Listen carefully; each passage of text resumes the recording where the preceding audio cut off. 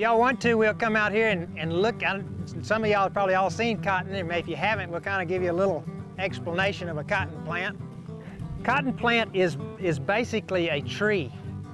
It's a tropical plant in reality. It's kin to the hibiscus. This one's kind of dried up, but it turns into a beautiful purplish red bloom. It's the same bloom, it just changes color as it goes down. When that bloom falls off, see if this one is developed underneath. No, it hadn't pollinated yet. It'll have a, see if I can find a little one. When that bloom falls off, then you have a little tiny bowl. That's the beginning formation of your cotton. As this thing is kind of like an orange, but it's in sections like an orange. Is the way that fiber is developing in there. And it's real moist and do you know on the seed what's in it that the human can't eat it but a cow can?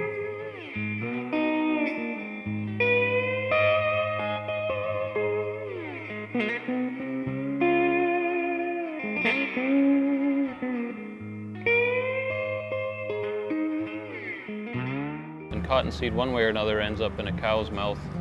It's either processed or it either goes through the crushers where they turn it into cotton oil for human consumption, and the byproduct of that is cottonseed meal, which goes for animal consumption, and the other is just whole seed, which is fed directly to the cows. And so one way or another, the byproduct of organic cotton ends up in a cow's mouth, which ends up getting turned into milk that ends up on the shelves as organic milk.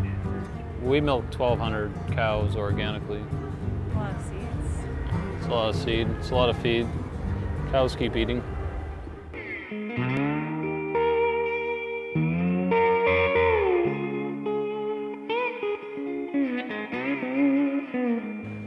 And then on the environmental story, farmers just spray pesticides. About half an hour after they've sprayed, the earthworms start coming up dead.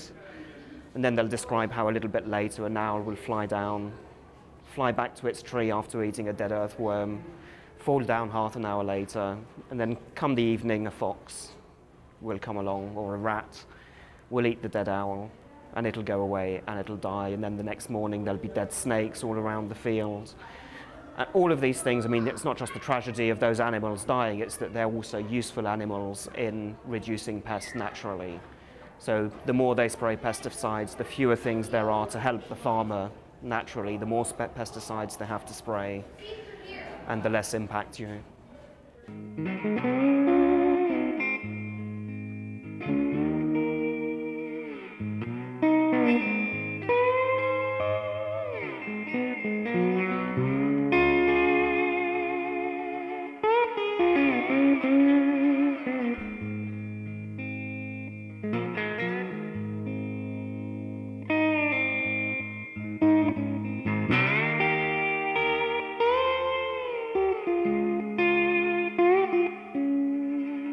Mm-hmm.